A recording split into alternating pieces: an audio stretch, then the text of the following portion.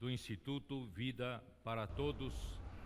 Chers frères et sœurs, chers amis, soyez les bienvenus à une nouvelle transmission de l'Institut Vie pour tous.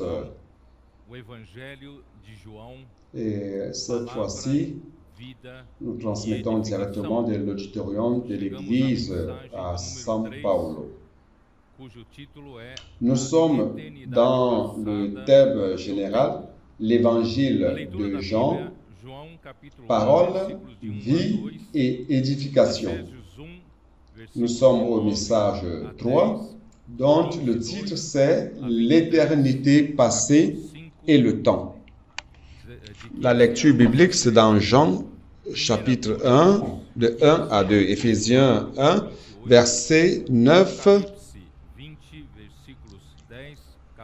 22 et 23, chapitre 5, 15 à 16, 1 Corinthiens, 15, 24 à 28, Apocalypse 20, versets 10, 14, 15, chapitre 21, versets 1 à 3. Grâce à Dieu, le Seigneur nous a conduits à étudier les écrits de Jean. Et à notre grande surprise, depuis le message numéro 1, il nous a révélé que l'évangile de Jean commence à nous amener vers le haut, vers le ciel. Grâce à Dieu, l'évangile de Jean est représenté par un aigle. Parce que l'évangile de Jean dépeint notre Seigneur Jésus comme Dieu.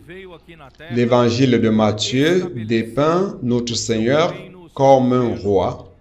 Il est le roi du royaume des cieux. Il est le roi de la lignée de David. Et il est venu ici sur terre pour établir son royaume, son gouvernement. Et enfin, Dieu le Père l'a désigné pour régner sur toute la nation, toutes les nations. Et l'évangile de Marc dépeint notre Seigneur Jésus comme un serviteur. Il est venu ici sur terre pour devenir un homme, prenant la forme d'un serviteur. Un serviteur n'a pas de généalogie, un serviteur n'a pas le droit ses droits comme travailleur, ni pour être reçu, pour recevoir des éloges. Il est venu sur terre pour servir l'homme et servir Dieu. Et nous sommes dans l'évangile de Luc maintenant. L'évangile de Luc présente Jésus comme un homme, car l'homme représente toute la créature.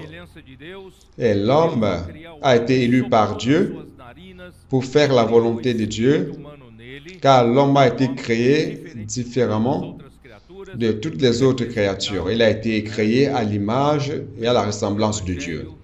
Et Dieu, en créant l'homme, a soufflé dans ses narines et a créé en lui ainsi l'esprit humain. Donc l'homme est différent de toutes les autres créatures et est représenté dans l'évangile de Luc. Et finalement, maintenant, nous arrivons à l'évangile de Jean, qui représente le Seigneur comme un aigle, car il présente le Seigneur Jésus comme Dieu. À cette époque-là, il y avait déjà des hérésies qui circulaient parmi le peuple de Dieu et qui disaient que Jésus n'était pas réellement un homme. Et d'autres disaient qu'il n'était pas Dieu. Il était tout simplement un homme. Donc, Jean a voulu que les choses soient claires, que le Seigneur Jésus est Dieu. Il est réellement un homme et il est réellement Dieu. C'est pour cela que l'évangile de Jean nous amène vers le haut sur les ailes d'un aigle. Donc, à partir de maintenant, nous allons voir toutes les choses à partir de là-haut. car Jean veut nous amener vers le haut. Nous ne voulons pas voir les choses selon la vision d'une fourmi qui ne quitte pas la terre et n'a qu'une vision bidimensionnelle. Mais nous voulons être élevés jusqu'en haut pour voir les choses comme Dieu les voit. Dieu veut nous amener vers le haut pour voir les choses de là-haut. C'est pour cela qu'au chapitre 1 de l'évangile de Jean, il dit, au commencement était la parole.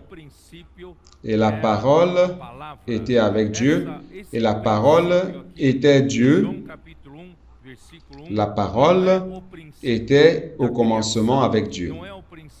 Donc ici, il montre déjà, bien aimés frères, en disant ici, au commencement était la parole. Ici, ce commencement dont il est question dans Jean chapitre 1, verset 1, c'est pas le commencement de la création, c'est pas le commencement du monde. Ici, ce commencement dans Jean chapitre 1, verset 1, c'est par rapport à l'éternité passée. Donc, depuis l'éternité passée, la parole était déjà là. Et la parole est le Fils de Dieu et la parole est Christ. La parole existait déjà dès le commencement dans l'éternité passée. Et la parole était avec Dieu. Ici, il montre que le Fils était avec le Père, Christ était avec Dieu. Cela montre la coexistence du Fils et du Père dans l'éternité passée.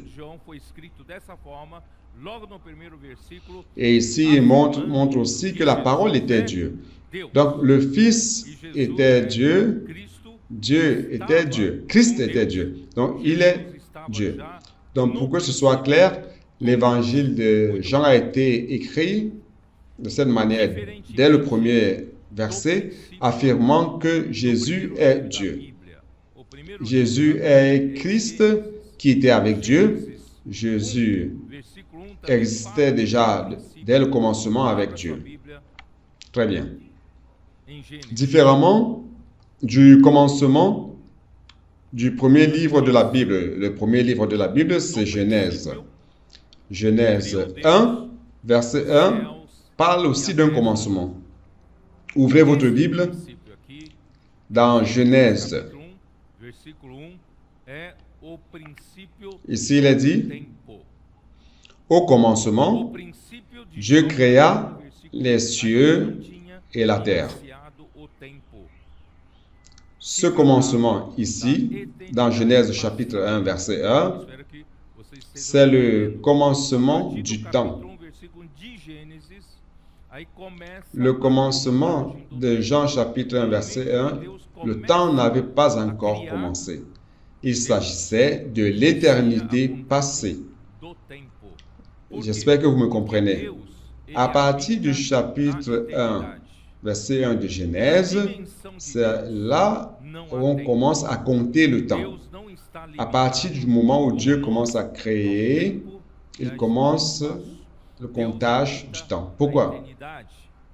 Parce que Dieu habite l'éternité.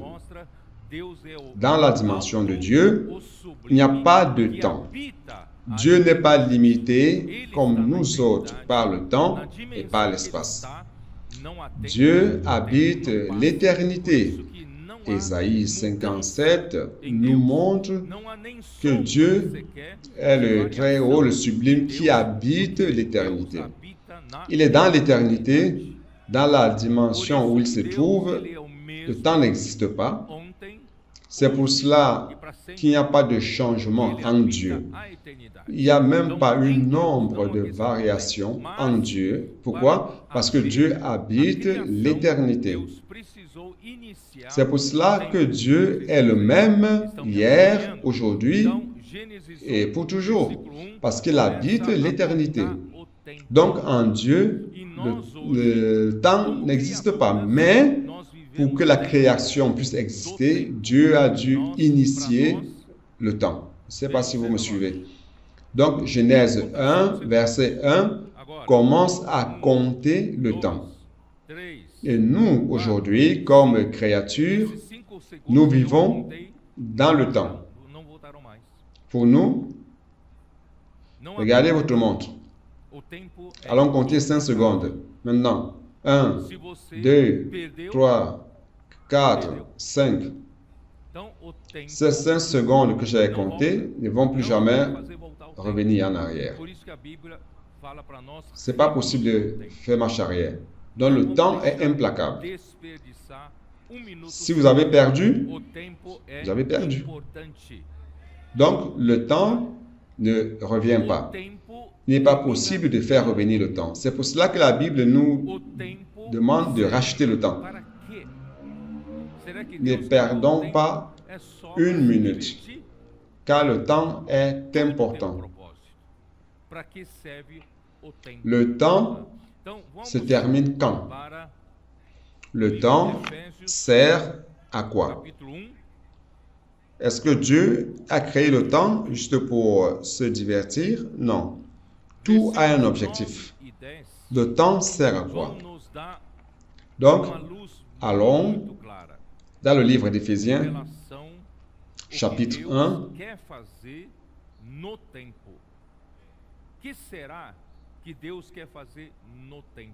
versets 9 et 10, qui vont nous donner une lumière bien claire par rapport à ce que Dieu veut faire dans le temps. Qu'est-ce que Dieu veut faire dans le temps? Quelle est la volonté de Dieu? Frères, tous les chrétiens qui s'importent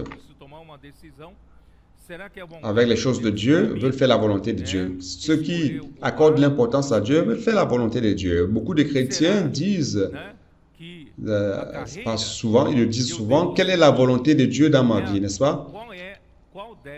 Je suis dans une situation, j'ai besoin de prendre une décision. Est-ce que la volonté de Dieu à mon égard, c'est de choisir l'option A ou l'option B?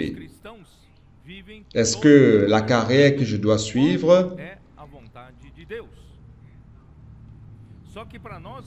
est en accord avec la volonté de Dieu? Est-ce que je dois suivre cette carrière ou autre carrière?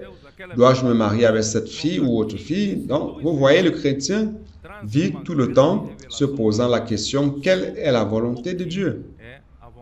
Mais pour nous, frères, la volonté de Dieu est quelque chose. Cette manière-là, c'est une manière un peu dispersée, disant est-ce que la volonté de Dieu c'est celle-ci ou celle-là. Mais ces deux versets nous apportent réellement quelle est la volonté de Dieu. Éphésiens 1, verset 9-10. Nous faisant connaître le mystère de sa volonté, selon le bienveillant dessein qu'il avait formé en lui-même, c'est-à-dire Christ. Alors, quelle est la volonté de Dieu qui est mystère et que personne ne connaît et que Dieu est en train de révéler maintenant à travers la parole de l'apôtre Paul? Verset 10 dit quoi? Qu'est-ce qu'il dit? Quelle est la volonté de Dieu? Pour le mettre à exécution lorsque le temps serait accompli, de réunir toutes choses en Christ, celles qui sont dans les cieux et celles qui sont sur la terre. Vous comprenez? Non, vous n'avez pas compris. Révélant le mystère de sa volonté, c'est-à-dire quoi? De faire converger ou de réunir. Ce mot en grec, converger ou réunir, veut dire mettre sous l'autorité d'un chef. Faire en sorte que tout soit soumis à lui, c'est-à-dire en Christ. Faire en sorte que tout soit soumis à Christ, c'est-à-dire toutes choses, tant celles du ciel, les êtres angéliques, que celles de la terre. Donc, toute chose que Dieu a créée doit être sous l'autorité de Christ. Ça, c'est la volonté de Dieu. Pourquoi est-ce que j'ai voulu revenir un peu. Le message 2 que nous avons donné à Belo Horizonte nous a donné cette lumière, cette indication. Et je me suis rendu compte que cette parole, cette révélation est une perle. Nous ne pouvons pas laisser cela passer de manière superficielle. Nous, comme Église, nous devons comprendre quelle est la volonté de Dieu. Il ne s'agit pas de choisir A ou B. La volonté de Dieu, c'est de soumettre toutes choses en Christ. Mais Éphésiens 1 montre aussi comment Dieu va faire cela. Donc, Dieu a besoin de son Église pour faire cela. L'Église, c'est le corps du Christ. Vous voyez au chapitre 1, toujours, d'Éphésiens 1, versets 22-23, il a tout mis sous ses pieds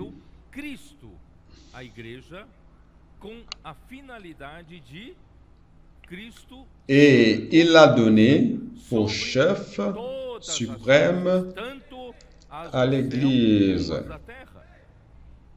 Donc, Dieu a donné Christ à l'Église avec un objectif de ce que Christ soit le chef de toutes choses, tant celles qui sont dans le ciel que celles qui sont sur la terre. Qu'est-ce que cela veut dire? Ça veut dire que l'Église, c'est le moyen par lequel Dieu va placer Christ comme chef sur l'Église, premièrement, et à travers l'Église, Dieu va réussir à faire en sorte que Christ soit chef sur toutes choses. Car au verset 23 dit, l'Église qui est son corps, la plénitude de celui qui remplit tout en tous. Donc, Dieu désire premièrement que l'Église remplisse, que Christ remplisse l'Église qui est son corps, afin qu'il puisse être le chef sur elle. Donc, premièrement, Christ doit être chef sur son Église. Il doit être la tête de son Église pour qu'après, puisse utiliser l'Église comme moyen par lequel toutes les autres choses seront soumises, telles qui sont dans le ciel que celles qui sont sur la terre. Vous me comprenez? Ça, c'est la volonté de Dieu. Maintenant, je vous pose cette question. Alors, comment Dieu va faire en sorte que Christ puisse être chef sur son Église? Comment Dieu va faire cela? Qu'est-ce que Dieu est en train de faire?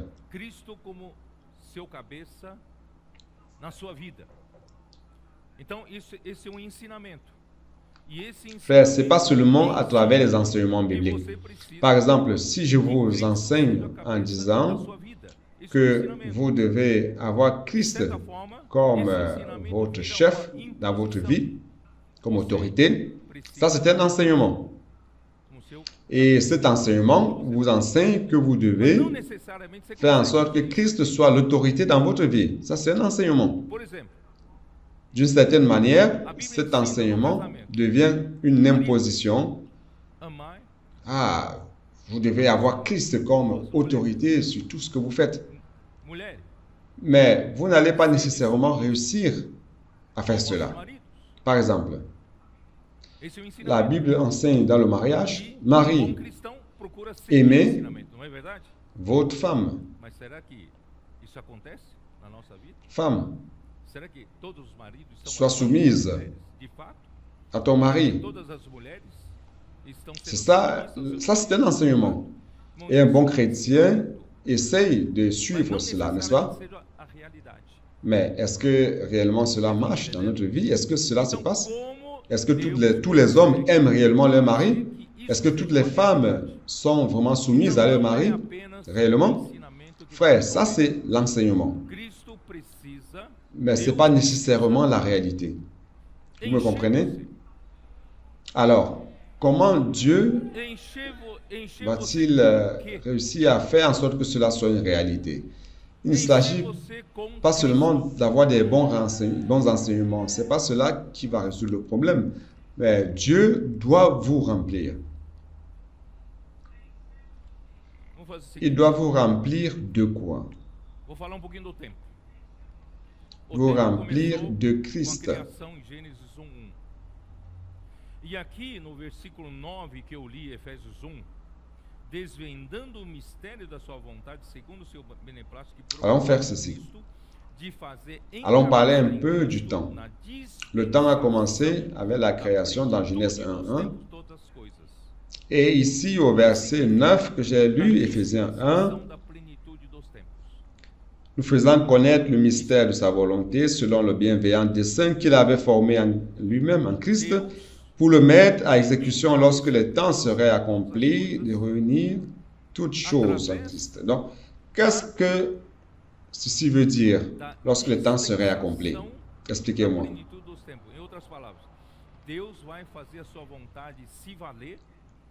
Dieu veut mettre Christ comme chef sur toutes choses à travers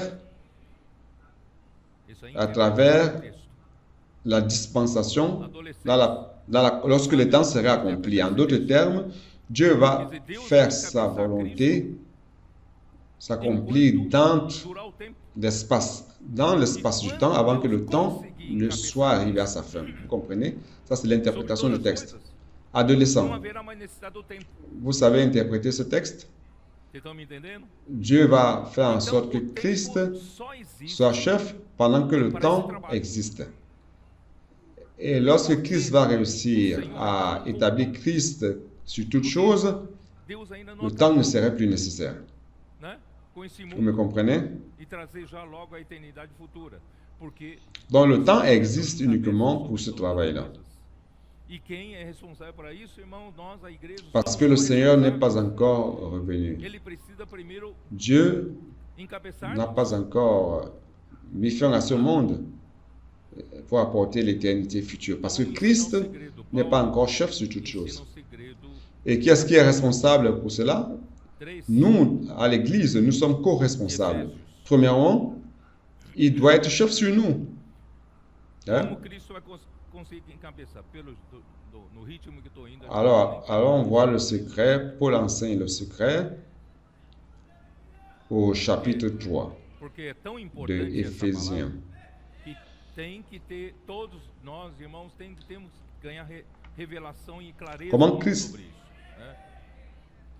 Comment Christ va réussir à être chef? Avec le rythme que je vais, je pense que je ne vais pas terminer le message 3. Cette parole est si importante que nous tous, nous devons recevoir vraiment la révélation et la clarté par rapport à cela. Éphésiens 3, verset 16.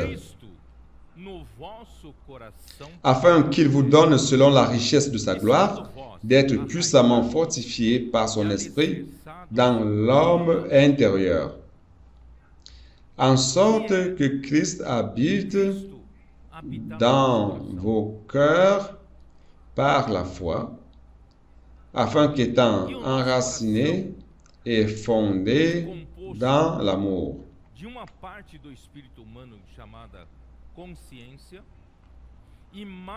C'est quoi Christ habiter dans notre cœur? Et notre cœur est composé d'une partie de l'esprit humain, appelée conscience, plus les trois parties de l'âme. Ne vous dérangez pas si vous ne comprenez pas. Avec le temps, vous allez comprendre. Notre âme, c'est notre personnalité.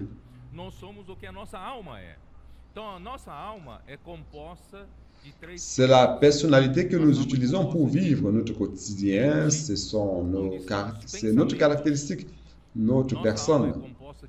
Donc, nous sommes ce que notre personnalité est, nous sommes ce que notre âme est. Donc, notre âme est composée de trois parties. Notre âme est composée de la pensée, où se trouvent les pensées, est composée de l'émotion, où se trouve,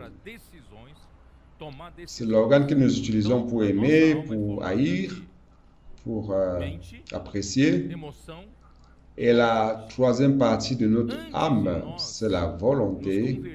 C'est l'organe que nous utilisons pour les délibérations, pour les décisions, prendre des décisions. Donc notre âme est formée de la pensée, de l'émotion et de la volonté. Avant de nous convertir à Dieu, à Christ, notre pensée selon la Bible, je parle ici d'un homme déchu. Après que l'homme soit tombé, notre âme s'est remplie de pensées vaines, sans aucune réalité de Dieu.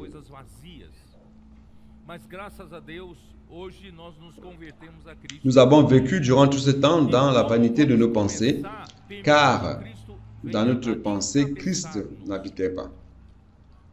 Dans notre pensée, il n'y avait que des choses de la vanité vide qui habitaient. Mais nous rendons grâce à Dieu, car aujourd'hui nous sommes convertis à Christ.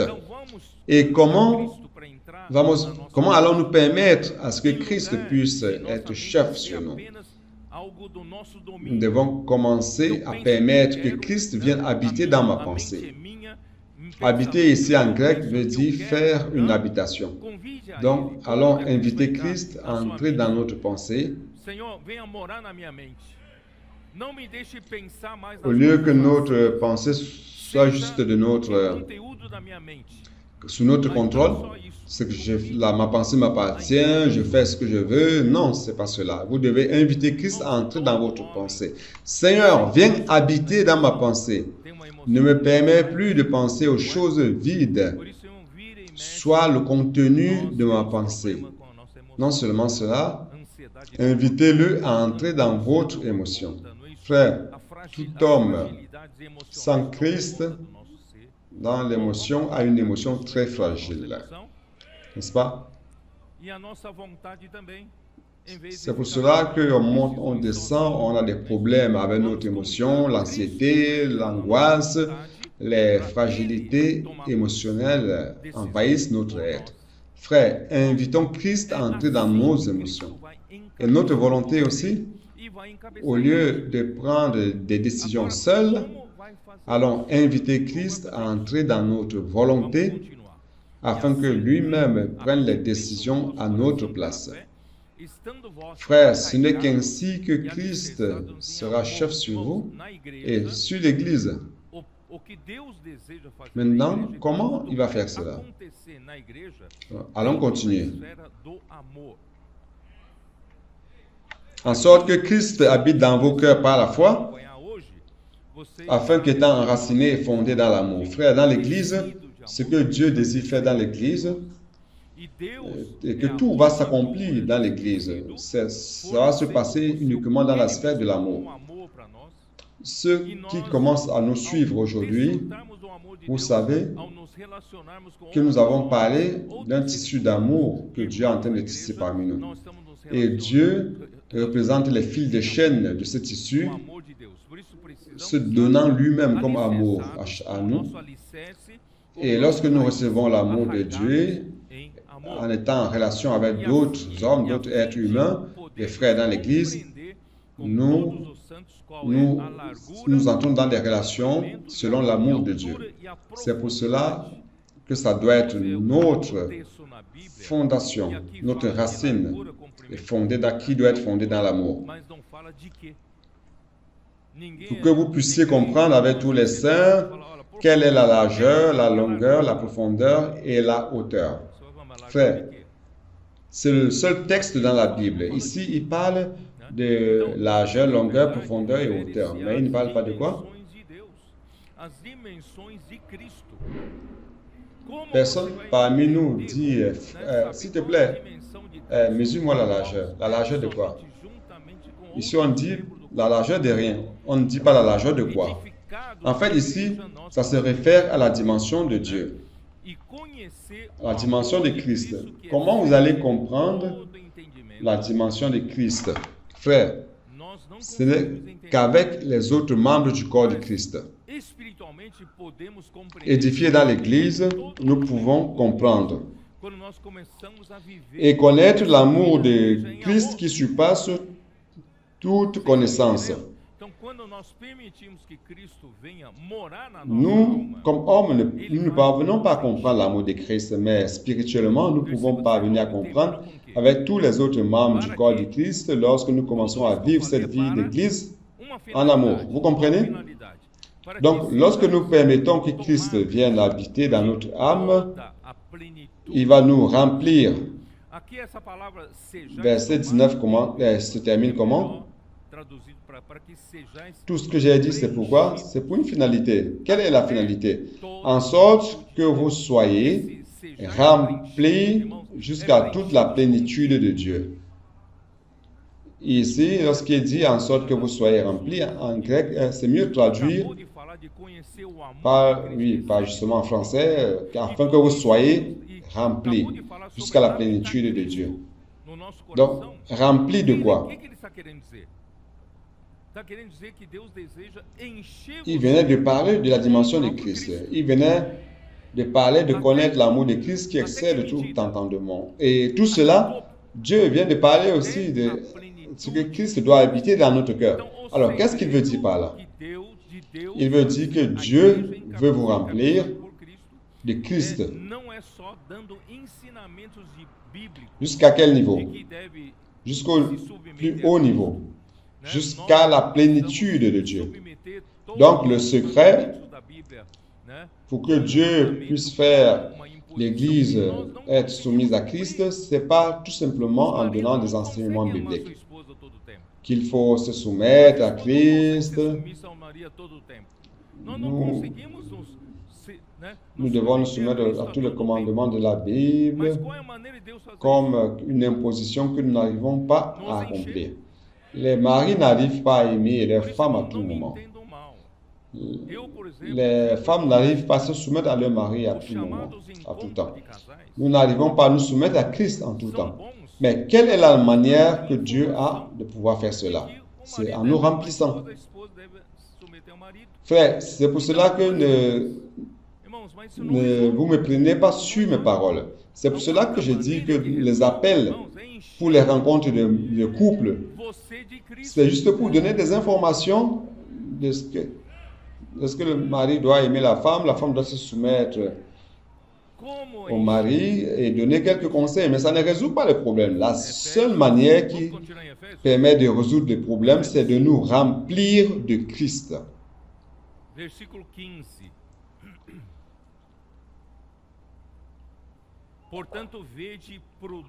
Alors, comment remplir?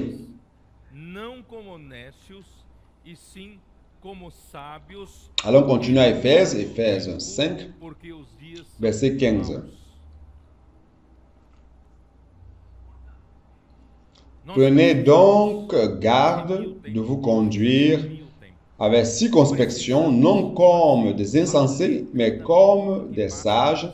Rachetez le temps, car les jours sont mauvais.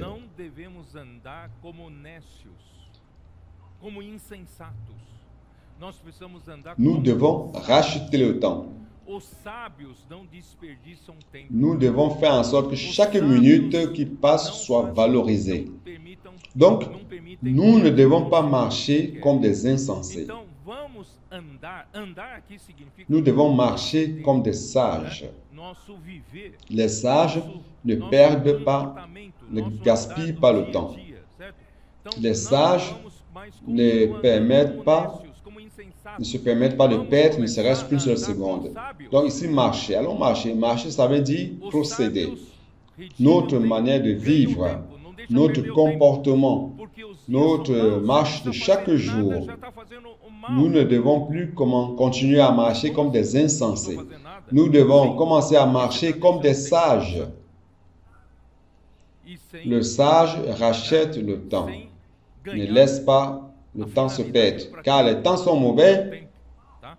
Vous êtes à la maison des fois sans rien faire, mais vous faites déjà le mal. Mais comment ça? Je ne fais rien, je fais le mal? Oui, parce que tu laisses le temps passer. Sans accomplir ce à quoi le temps a été créé. Donc, c'est pour cela qu'il dit, c'est pourquoi ne soyez pas inconsidérés, mais comprenez quoi? Acabei de mostrar para vocês no Quelle est capítulo 10. la volonté? Il dit, mais comprenez quelle est la volonté du Seigneur. É Vous me comprenez? Quelle est la volonté du Seigneur? Cristo encabeçar Quelle est la volonté du todas as Seigneur? coisas na plenitude dos tempos. Je venais de vous montrer cela au Em outras chapitre 1, palavras, 9, 10. se nesse minuto Quelle est la você volonté du estiver Seigneur? fazendo não é Que Christ soit chef sur toutes choses lorsque les temps seraient accomplis. o minuto seu ser En usado d'autres termes, para encabeçamento de Cristo, si en ce moment, ce que vous êtes en train de faire o seu minuto foi n'est desperdiçado. pas pour faire en sorte que Christ vous gouverne, Precisamos redimir. Cada minuto que passa tem ou que ser útil la minute que vous avez para o utilisée, encabeçamento de Cristo, ou em mim, ou através de mim. ce n'est pas pour que Christ soit chef sur d'autres personnes ou des situations, c'est une minute que vous avez gâchée. Donc chaque minute qui passe doit être rachetée. Chaque minute qui passe doit être utile pour que Christ soit chef, soit sur moi, soit à travers moi. Vous me comprenez? Qual é a maneira de realmente na prática eu conseguir fazer On ne vous- encher o meu ser, encher o meu coração? Como? C'est pourquoi ne soyez pas inconsidérés, mais comprenez quelle est la volonté du Seigneur. Alors, de manière pratique, comment faire? J'ai dit tout à l'heure que seul l'enseignement biblique ne suffit pas. Alors, quelle est la manière, de manière pratique, de faire en sorte que Christ remplisse mon être, remplisse mon cœur? Comment? Que vinhos, Verset 18. irmãos, é o vinho desse mundo. Vous êtes pressés, attendez. É o nosso dia a dia de ser humano. Ne vous enivrez pas de O vinho vin, aqui pode c'est ser de la débauche. aqueles prazeres. Il s'agit de quel vin? O vinho aqui pode Frère, ser, sabe, c'est le vin de ce essas monde. coisas ruins. C'est notre Mas o quotidien vinho aqui en tant também qu'être pode humain. indicar coisas legítimas Le vin ici de ser humano, peut être de viver humano. Esse ces vinho plaisirs du pode péché. ser o quê? Le vin Outra ici coisa legítima, como peut être, vous savez, ces choses mauvaises. criar sua família, Mais le vin ici correr atrás do peut aussi être des choses légitimes d'un être humain, d'une vie humaine. Ce vin peut être quelque chose de légitime, comme par exemple Mas não permita, aimer votre famille, élever votre não famille, permita que isso te tire, vous efforcer pour étudier, avoir une profession, avoir une bonne carrière. Tout cela est légitime, n'est-ce pas? Oui ou para non? com a vontade do C'est légitime.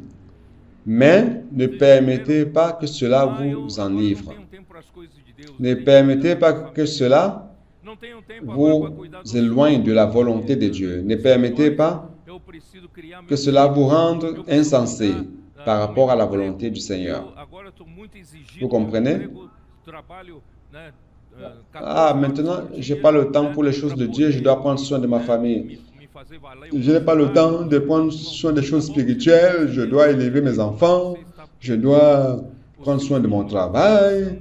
Maintenant, mon travail me demande trop.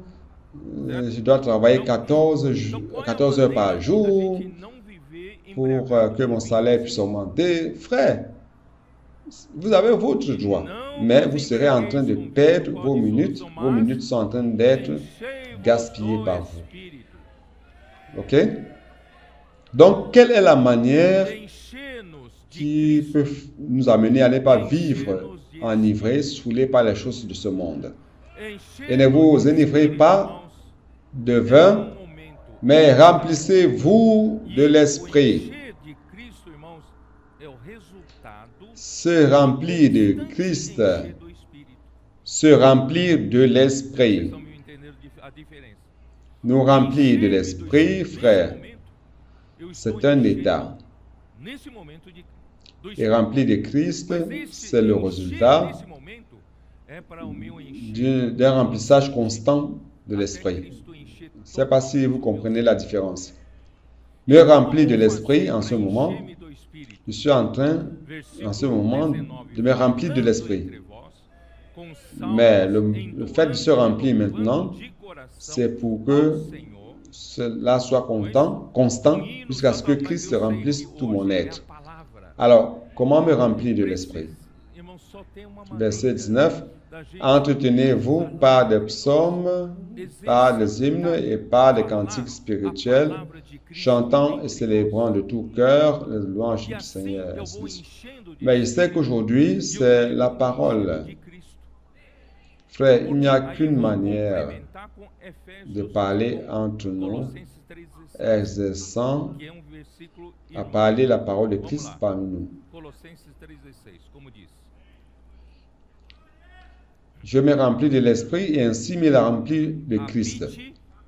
C'est alors que je vais compléter avec Colossiens 3, 16, qui est un verset frère. Allons-y. Colossiens 3, 16, comme il est dit.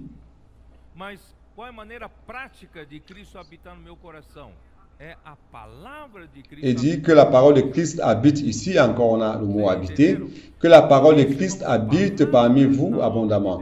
Éphésiens 3 dit que Christ doit habiter dans notre cœur. Mais quelle est la manière pratique pour que Christ habite dans mon cœur? C'est la parole, lorsque la parole de Christ habite dans mon cœur. Vous comprenez? C'est pour cela, frère, que la parole dans l'œuvre de Dieu constitue un élément essentiel afin que Dieu nous donne la vie. C'est pour cela que l'évangile de Jean 1.1 commence en disant « Au commencement était la parole ». La manière par laquelle Dieu peut communiquer avec nous, c'est à travers la parole. Et la parole, c'est une personne. La parole, c'est Christ. Donc, lorsque vous recevez la parole de Dieu, vous recevez Christ. Et lorsque vous vous remplissez de la parole de Dieu, vous vous remplissez de cette personne qui est Christ.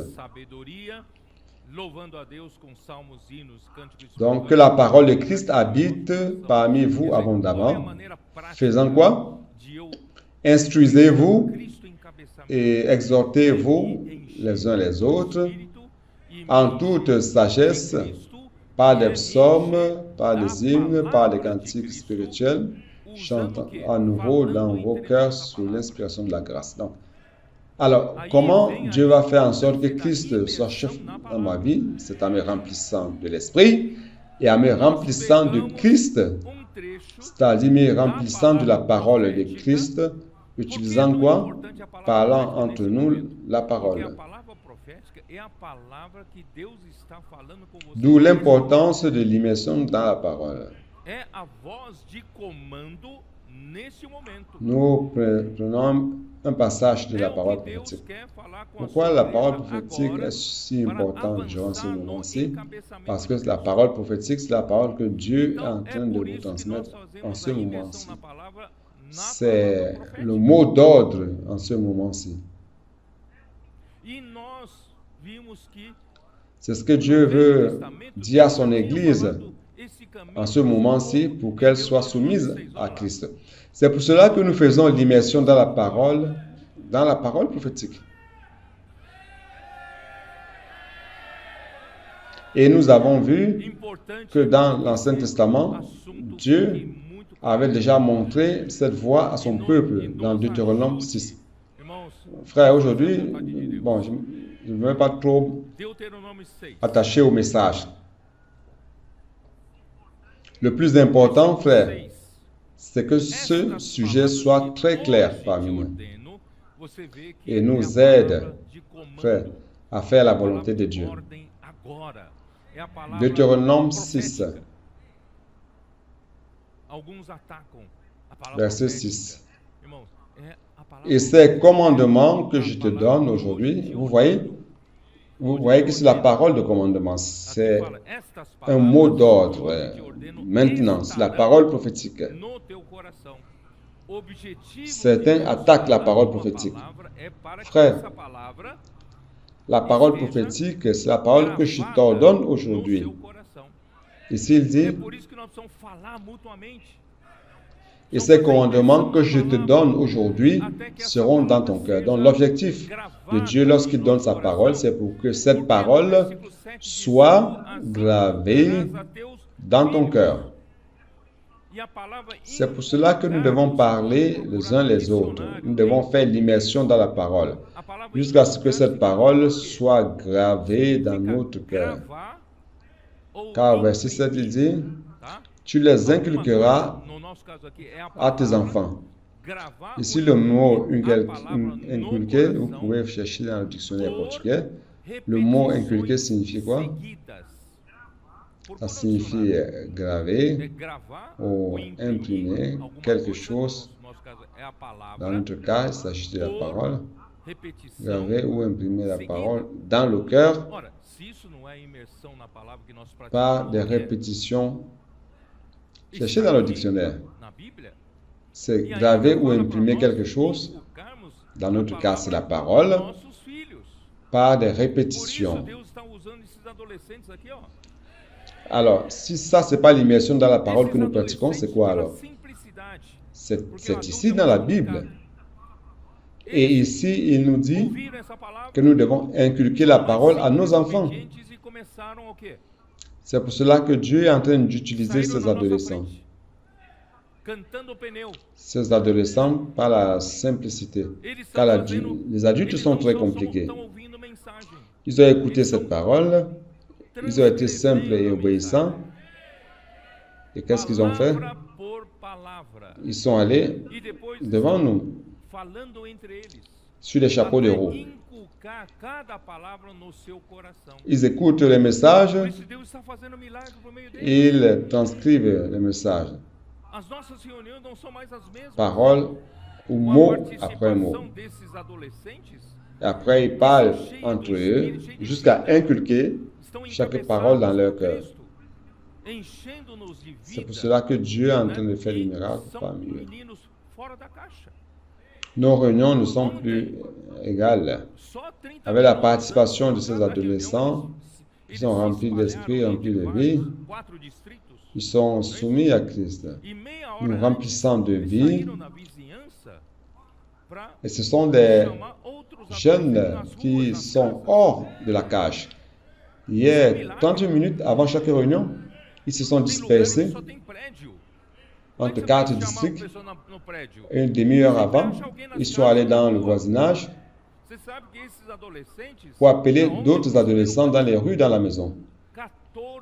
Ça, c'est un miracle. Il y a des endroits qui n'avaient que des immeubles. Comment tu vas appeler les gens qui sont dans les immeubles? C'est facile de trouver des gens dans les rues et dans les maisons, n'est-ce pas? Vous savez, ces adolescents, hier, ils ont réussi à contacter combien de personnes? 14 adolescents qu'ils ont appelés dans les rues et dans les maisons et qui ont participé aux réunions. Nous, adultes, moi, je n'ai jamais fait cela. Tant d'années comme chrétien, je n'ai pas réussi à faire ce qu'ils ont fait hier en 30 minutes. Non seulement cela, ces jeunes n'ont peur de rien. Ils entrent dans un club d'arts martiaux, des arts martiaux. Ils arrêtent tout le monde et ils disent, nous sommes venus ici pour prier pour vous. Et non seulement cela, ils ont commencé à faire l'immersion dans la parole avec les cris de guerre. Ils arrêtent une école entière, un cours entier. Il y a des choses comme cela qui se passent. Ce week-end, l'église à Yandeyara n'avait qu'une seule adolescente. Les leaders étaient préoccupés en disant, nous ne pouvons pas rester ici avec une seule adolescente. Allons pratiquer aussi la parole, par la foi. Ils ont réuni les frères, les sœurs. Avec cette adolescente, ils sont allés dans les rues pour chercher des adolescents. Et à la fin, ils ont réussi à réunir combien? 20 nouvelles personnes sont venues. L'Esprit est avec nous. Ce n'est pas par notre capacité que nous faisons l'œuvre de Dieu. C'est la parole de Dieu qui fait l'œuvre de Dieu. Alors, je voudrais dire ceci. Tu les inculqueras à tes enfants. Mais les enfants sont passés devant les adultes et ils font ce travail. C'est pour cela que je demande, vous qui êtes les leaders des églises, des autres districts ou des locaux de réunion, si vos réunions fonctionnent encore à la manivelle, Parce que je pense que les jeunes n'ont jamais vu les voitures qu'on démarrait à la manivelle, n'est-ce pas? Dans les temps anciens, vous saviez comment on démarrait une voiture. Il n'y avait pas encore de démarreur. Donc, il fallait utiliser une manivelle qu'on enclenchait devant la voiture. Il y avait une pièce et on tournait. Vroom, vroom. Jusqu'à ce que ça commence à démarrer. Vroom, et puis ça démarrait. Donc, les réunions des églises qui fonctionnent encore à la manivelle, frère, maintenant nous sommes déjà à une autre époque. Demandez l'aide des adolescents. Amenez les adolescents dans vos églises, dans vos régions. Et sortez avec eux pour inviter les personnes qui sont dans les rues. Et faites l'immersion dans la parole avec eux. Faites des cris de guerre avec eux. Vous allez voir comment ils vont raviver l'Église.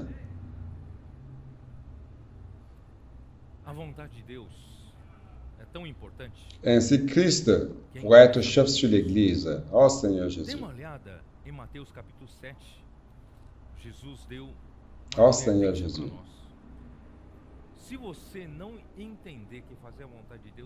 La volonté de Dieu est si importante que qu'il veut jeter un coup de dans Matthieu.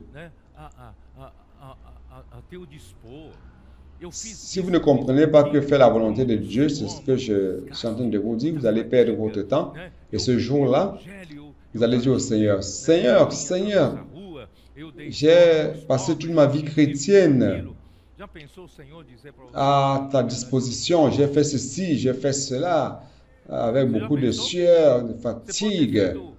J'ai prêché l'évangile, j'ai aidé les vieux à traverser la rue, j'ai donné le monde aux pauvres, j'ai fait ceci, j'ai fait cela. Imaginez que le Seigneur vous dise, en vérité, je ne t'ai jamais connu. Vous avez déjà imaginé ça? Vous pouvez avoir dû faire de très bonnes choses à vos propres yeux, mais vous n'avez pas fait la volonté du Seigneur. Quelle est la volonté du Seigneur? Faire en sorte que Christ soit le chef sur toutes choses. C'est-à-dire que vous avez utilisé vos minutes pour faire en sorte que Christ soit le chef sur vous et à travers vous. Donc allons-y. Verset 21, Matthieu 7. Ceux qui me disent Seigneur, Seigneur, n'entreront pas tous dans le royaume des cieux, mais celui-là seul qui fait la volonté de mon Père qui est dans les cieux. Maintenant, vous comprenez quelle est la volonté de mon Père qui est dans les cieux, n'est-ce pas?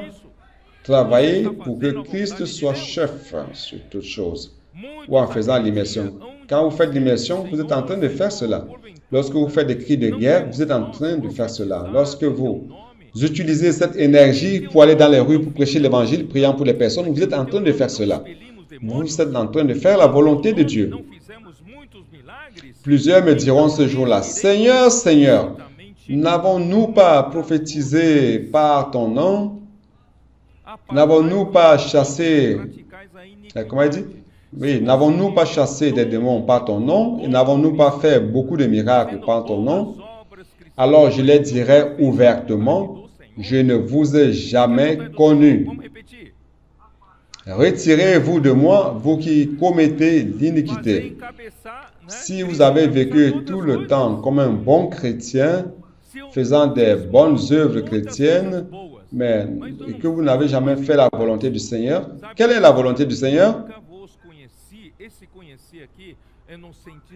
Faire en sorte que Christ soit chef sur toutes choses. Si j'ai fait tant de bonnes choses, je n'ai pas fait la chose la plus importante. Vous savez, ici, il dit, je ne vous ai jamais connu. Ici, lorsqu'il dit connaître, c'est dans le sens de approuver. Je ne vous ai jamais approuvé, je n'ai approuvé aucun de vos actes, car vous n'avez pas fait la volonté de mon Père qui est dans les cieux. Matthieu 13, 50.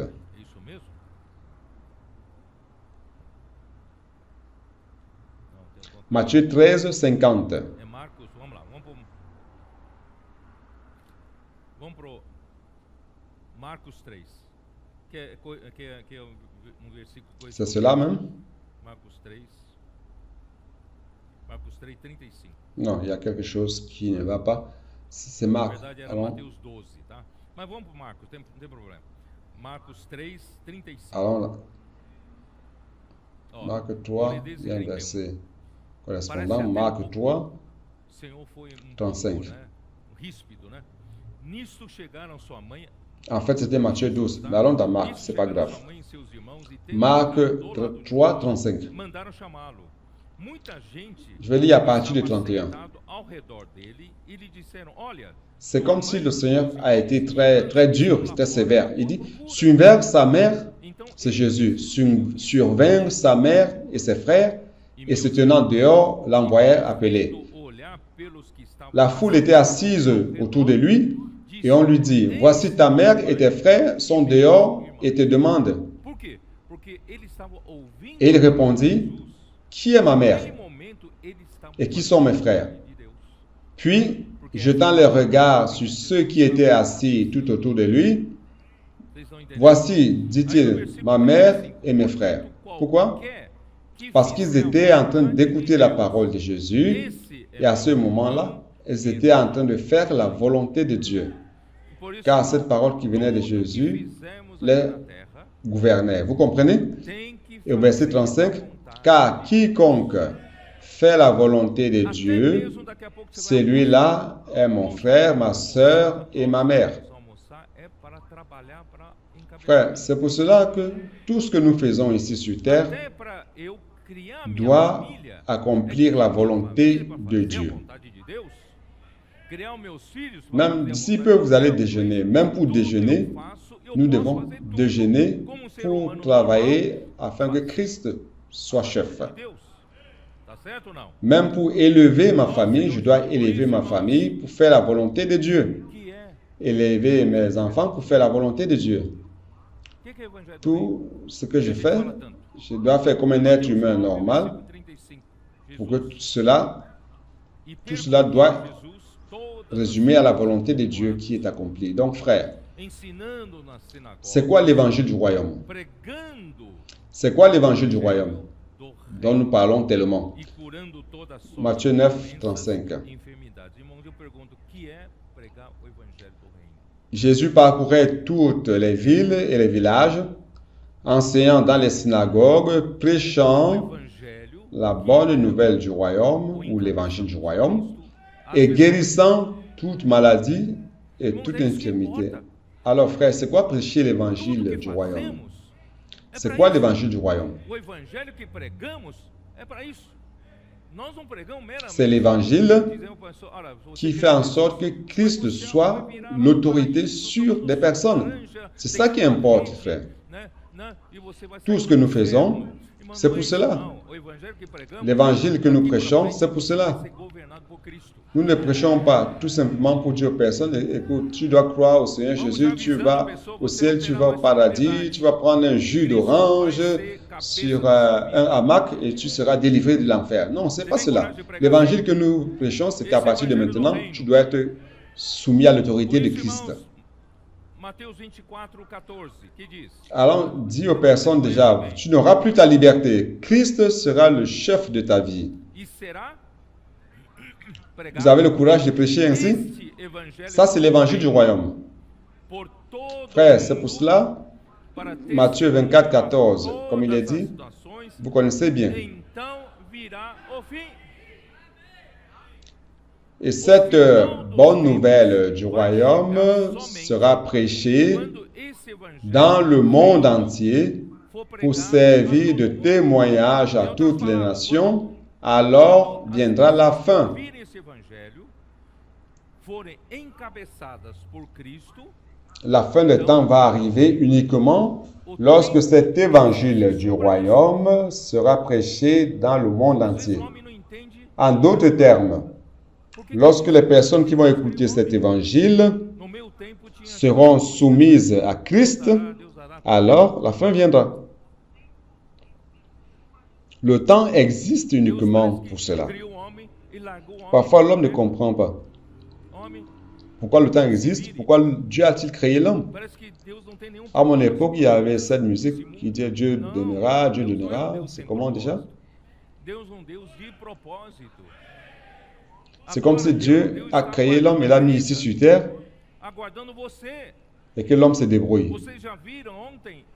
C'est comme si Dieu n'a aucun objectif, il n'avait aucun objectif lorsqu'il a créé ce monde. Non, Dieu, c'est quelqu'un qui a un objectif. Dieu a un objectif. Maintenant, Dieu attend l'Église. Il t'attend. Tu as vu hier, lorsque j'ai fait la live et jeudi aussi, frère, l'évangile de Jean, Jean nous amène vers le haut.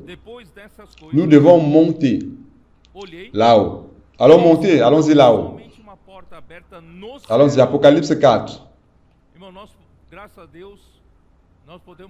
Apocalypse 4, verset 1. Après cela, j'ai regardé et voici une porte était ouverte dans le ciel.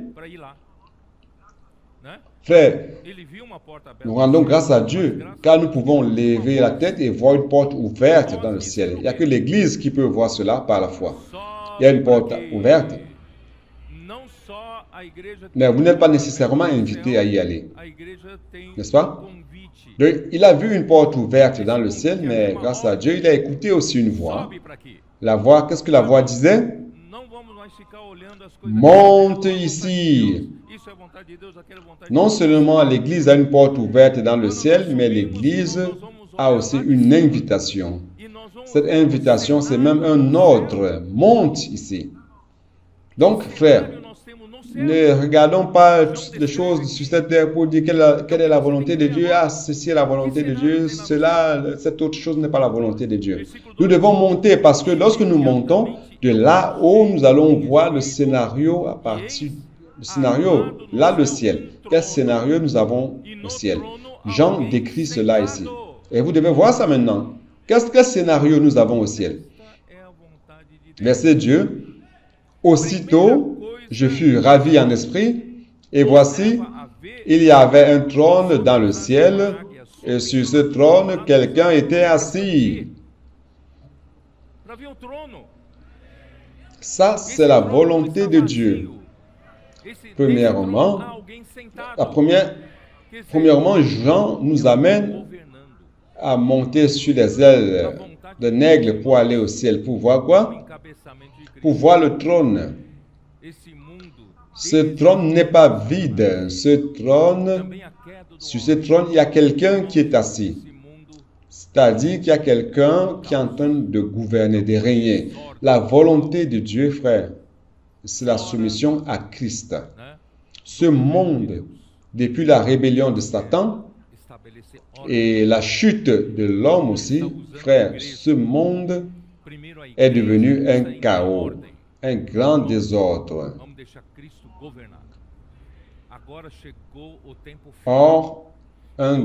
Hors du règne du gouvernement de l'autorité de Dieu. Mais Dieu veut rétablir l'ordre. Dieu veut utiliser l'Église. Premièrement, l'Église doit rentrer dans l'ordre. Frère, permettons que Christ puisse gouverner, qu'il puisse régner. C'est le temps de la fin et Dieu a besoin de toi. Il veut t'amener premièrement là-haut pour voir ce qu'il y a dans le ciel. Qu'est-ce que vous voyez dans le ciel? Un trône.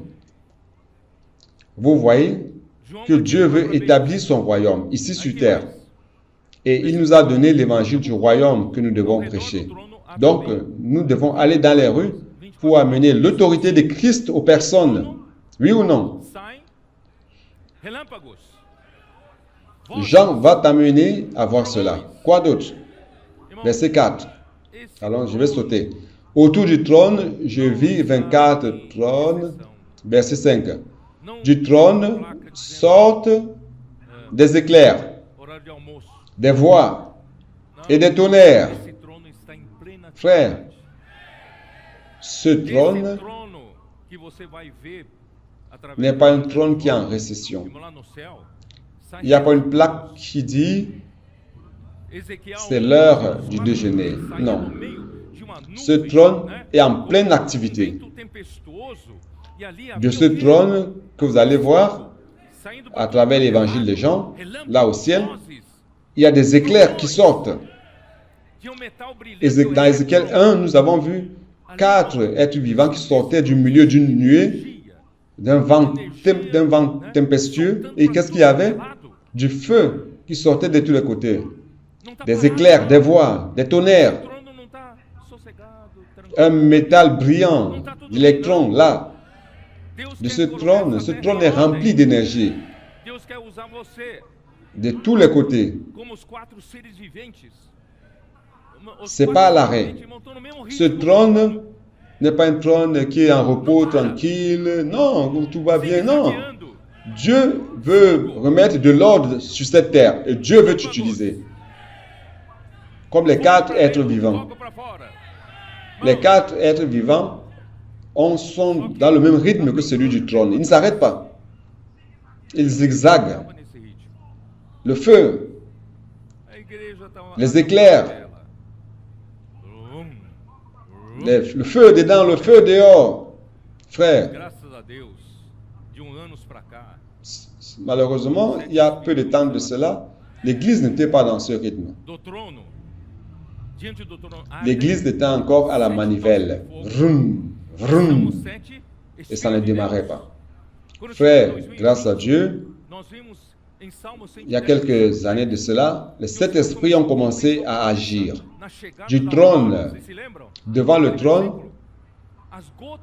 brûlent 7 lampes ardentes qui sont les 7 esprits de Dieu.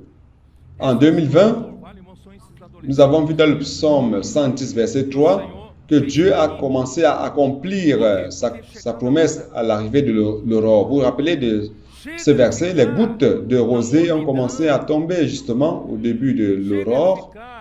Ces gouttes de rosée, ce sont ces adolescents, ces jeunes, ces enfants que Dieu a fait tomber du ciel. Pourquoi? Parce que le temps est arrivé. Assez de rester dans la tiédeur.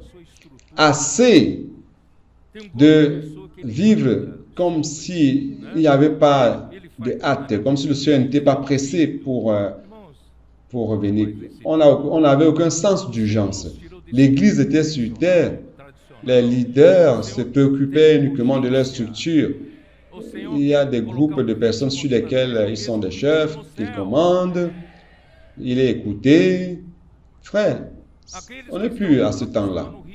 Le Seigneur nous a délivrés de ce temps conventionnel traditionnel. Le Seigneur a une urgence. Le Seigneur veut mettre un nouveau rythme ici sur la terre, le même rythme qu'il y a là au ciel. Ceux qui sont habitués au rythme conventionnel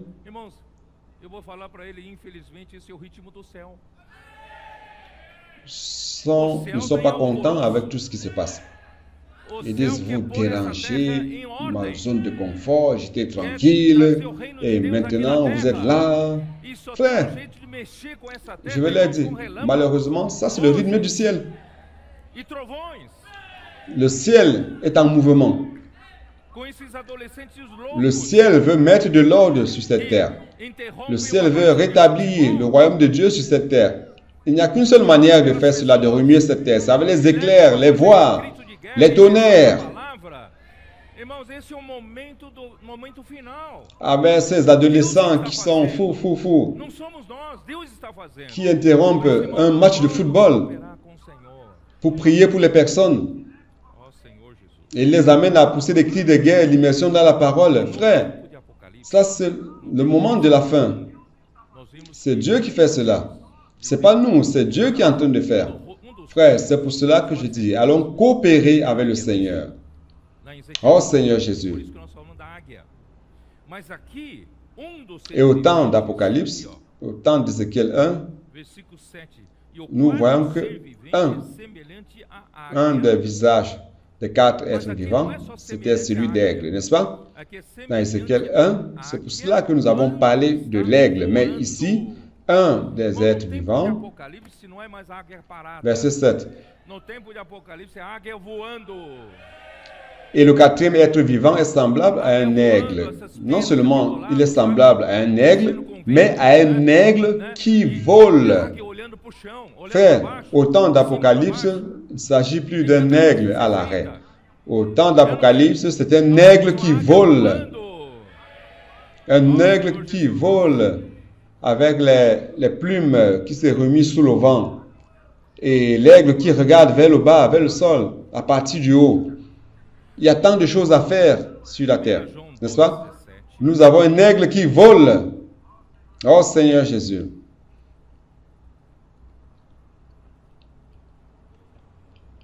Ora, o mundo passa, bem como a sua concupiscência. 1 Jean 2, 17. Amas as paixões do mundo, você vai passar junto com esse mundo. Aquele, porém, que faz a vontade de Deus, permanece eternamente. Olha como é importante a vontade de Deus. E quem é a vontade de Deus? Le monde passe et toutes ses concupiscences. Si vous aimez ce monde et ses concupiscences, ses convoitises, vous allez aimer ce monde. Mais ce monde va passer, vous allez passer avec ce monde. Mais celui qui fait la volonté de Dieu va demeurer éternellement. Vous voyez comment la volonté de Dieu est importante? Quelle est la volonté de Dieu? Allons répéter. C'est faire en sorte que Christ soit chef sur toutes choses, commençant par vous.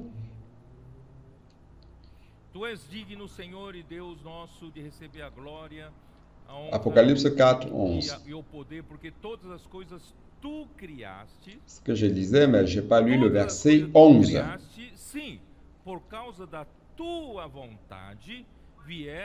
Tu es digne, notre Seigneur et notre Dieu, de recevoir la gloire et l'honneur et la puissance, car tu as créé toutes choses. Tu as créé toutes choses et c'est par ta volonté qu'elles existent et qu'elles ont été créées. Frère, toute la création a été faite. Pourquoi? Pour accomplir la volonté de Dieu. Donc, quand est-ce que tout cela va se terminer? Quand? Apocalypse 20.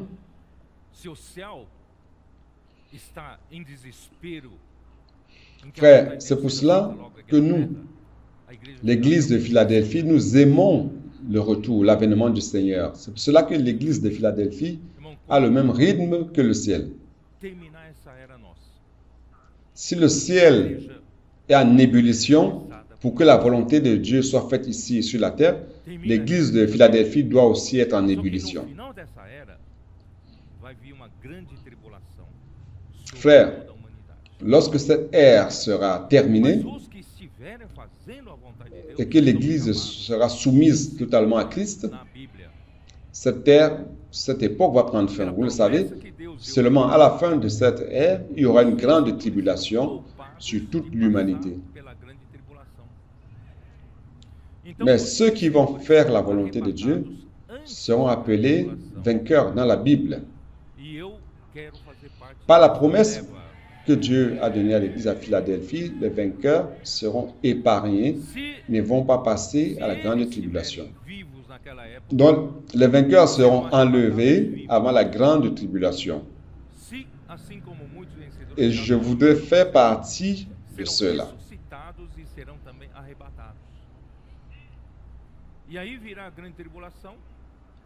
S'ils sont vivants à cette époque-là, ils seront enlevés vivants. Si, comme d'autres vainqueurs qui sont déjà morts dans le Seigneur ou dorment dans le Seigneur, seront ressuscités et aussi enlevés. C'est alors que viendra la grande tribulation et ces vainqueurs vont descendre avec notre Seigneur Jésus lors de sa parousie, lors de son apparition publique, lors de son avènement public, pour mettre fin à tout le désordre. Et nous, les vainqueurs, nous allons revenir avec lui lors de cette dernière bataille. C'est dans le chapitre 19 de l'Apocalypse, verset 11. Puis je vis le ciel ouvert, et voici parut un cheval blanc. Celui qui le montait s'appelle Fidèle et Véritable, et ils jugent et combattent avec justice. Verset 14, ce sont les vainqueurs. Les armées qui sont dans le ciel le suivaient sur des chevaux blancs avec des vêtements de fin lin blanc. De sa bouche sortait une épée aiguë pour frapper les nations. Il les pètera avec une verge de fer et il foulera la cuve du vin de la l'ardente colère du Dieu Tout-Puissant. Frère, ça sera la dernière bataille de Armageddon. Lorsque l'Antichrist et le faux prophète vont réunir les armées des 10 rois ici dans l'Apocalypse, et ils vont acculer le peuple d'Israël, les Juifs, dans la ville sainte, dans le vallée de Cédron. Il y aura la dernière bataille. Ils seront acculés et le Seigneur Jésus reviendra et mettra les 2 pieds sur la montagne d'Olivier.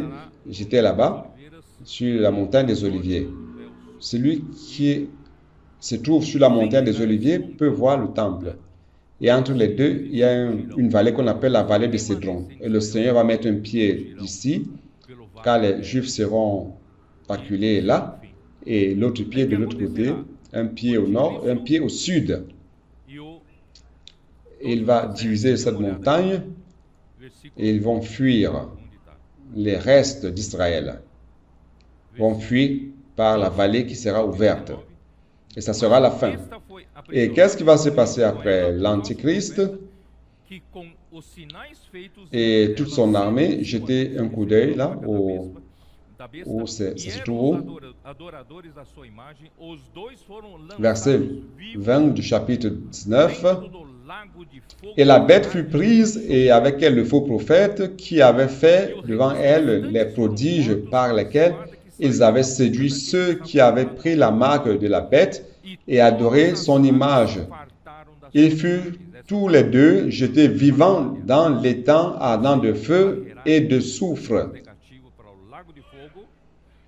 Et les autres furent tués par l'épée qui sortait de la bouche de ceux qui étaient assis sur le cheval, et tous les oiseaux se rassasièrent de leur chair. Ça sera la dernière bataille. Donc le Seigneur va nettoyer toutes les choses négatives dans le lac de feu. L'Antichrist sera jeté dans le temps de feu. Toute son armée rebelle sera jetée dans le lac de feu. Alors, ce sera l'ère des 1000 ans, l'ère du millénaire, le royaume millénaire. Cela se passe encore dans le temps. Pourquoi? Parce que Satan sera fait prisonnier et sera retenu pour un temps. Et durant le royaume millénaire, c'est le royaume de Christ, le royaume du Fils de Dieu, le règne du Fils de Dieu durant 1000 ans. Alors, il va régner tranquillement et nous allons régner avec lui. Les vainqueurs vont régner avec lui. Vous voyez, verset 6 du chapitre 20 qui dit ceci: Heureux et saints ceux qui ont part à la première résurrection. La seconde mort n'a point de pouvoir sur eux, mais ils seront sacrificateurs de Dieu et de Christ et ils régneront avec lui pendant 1000 ans. Ce sont ceux-là qui font la volonté de Dieu.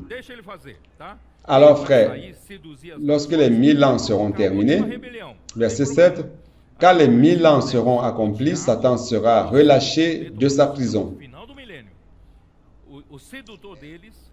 Il va causer un autre problème encore.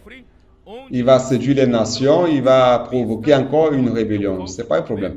Au verset 10, le diable qui les séduisait, c'est déjà la fin du millénaire. Donc le diable qui les séduisait fut jeté dans les temps de feu. Maintenant, il ne pourra plus s'en sortir. Et de soufre, où sont les bêtes et le faux prophète. Et ils seront tourmentés jour et nuit au siècle des siècles. Cela à la fin du millénaire. Et non seulement cela, au verset 14, la mort et le séjour des morts, c'est-à-dire le Hadès, la mort et le séjour des morts, furent jetés dans les temps de feu. C'est la seconde mort, les temps de feu. Frère, même la mort sera jetée dans le lac de feu. Frère, c'est là, c'est que Dieu va nettoyer cet univers de toute désobéissance. Tout ce qui ne voudrait pas être soumis à Christ sera jeté dans les temps de feu. Et frère, c'est alors que le temps prendra fin. Lorsque tout sera soumis à Christ, frère, le temps n'aura plus d'utilité. Le temps existe pour que tout soit soumis à Christ. Et lorsque le temps sera terminé, on va entrer au chapitre 21 d'Apocalypse. Qu'est-ce qui est écrit? Puis je vis un nouveau ciel et une nouvelle terre, car le premier ciel et la première terre avaient disparu, et la mer n'était plus. Et je vis descendre du ciel de près de Dieu, la ville sainte, la nouvelle Jérusalem, la représentation de l'Église, préparée comme une épouse qui s'est parée comme son époux, pour son époux. Et j'entendis du trône une forte voix qui disait, « Voici le tabernacle de Dieu avec les hommes. » Frère, ça c'est le tabernacle de Dieu avec les hommes, tout soumis à Christ et Christ soumis à Dieu. Voici le tabernacle de Dieu avec les hommes. Dieu habitera avec eux et ils seront son peuple et Dieu lui-même sera avec eux. Dieu et eux, l'autre traduction qui dit Dieu et eux, Dieu avec eux sera leur Dieu. Donc Dieu et les hommes seront totalement unis. Nous serons reçus à l'intérieur de Dieu, en Christ. Nous serons toute l'éternité avec Dieu. N'est-ce pas bon cela? Est-ce que ça vaut la peine ou non de vivre aujourd'hui, prêchant l'évangile du royaume, vivant la réalité d'être soumis à Christ? Et ainsi, vous allez voir comment il est important, frère, de pratiquer l'immersion dans de la parole, inculquer la parole dans notre cœur, prêchant l'évangile du royaume et ramenant le Seigneur. Bien-aimés frères, de nouveau, je n'ai pas pu toucher une bonne partie du message 3 de nouveau, mais frère, je pense que ceci est suffisant. Ah, j'ai oublié, attendez.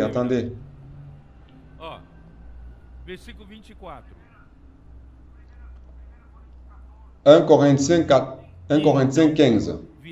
Ah, ça c'est très important, j'ai oublié. 1 Corinthiens 15. On va déjà terminer. Verset 24.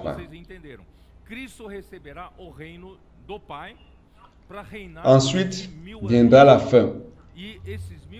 La fin dont je venais de vous parler. Ensuite viendra la fin, quand il, c'est-à-dire Christ, remettra le royaume à celui qui est Dieu et Père. Je ne sais pas si vous comprenez. Christ va recevoir le royaume du Père pour régner durant 1000 ans. Et durant ces 1000 ans se trouvent encore dans le temps. Donc Christ va régner durant 1000 ans. Mais Christ ne pourra pas encore remettre le royaume à Dieu parce que Satan est encore retenu prisonnier. Il n'est pas encore jeté dans les temps de feu. La mort n'a pas encore été jetée dans le lac de feu. Vous comprenez? Donc, il va falloir attendre la fin du millénaire pour que Satan fasse sa dernière rébellion et qu'il soit jeté dans le lac de feu, la mort aussi, le Hadès aussi. C'est ainsi que Christ va remettre le royaume au Père. Vous comprenez? Donc c'est cela. Alors viendra la fin quand Christ remettra le royaume à celui qui est Dieu et Père, après avoir détruit toute domination, toute autorité. Frère, toute autorité qui ne soit pas l'autorité de Christ est contre et est une résistance. Frère, nous prêchons l'évangile du royaume justement pour cela, pour éliminer la résistance de nous-mêmes. Amen. Donc,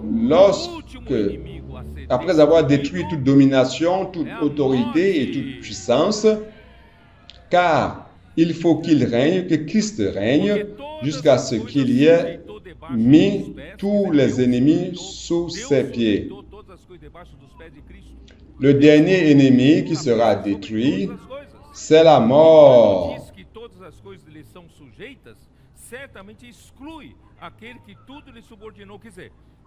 Dieu, en effet, a tout mis sous ses pieds. C'est-à-dire que Dieu a tout mis sous les pieds de Christ. Dieu a placé Christ comme chef sur toutes choses. Mais lorsqu'il dit que tout lui a été soumis, il est évident que celui qui lui a été soumis, toute chose est acceptée. Donc Dieu a tout soumis à Christ, mais Dieu n'est pas soumis à Christ. C'est ce que ça veut dire. Et lorsque toutes choses lui auront été soumises,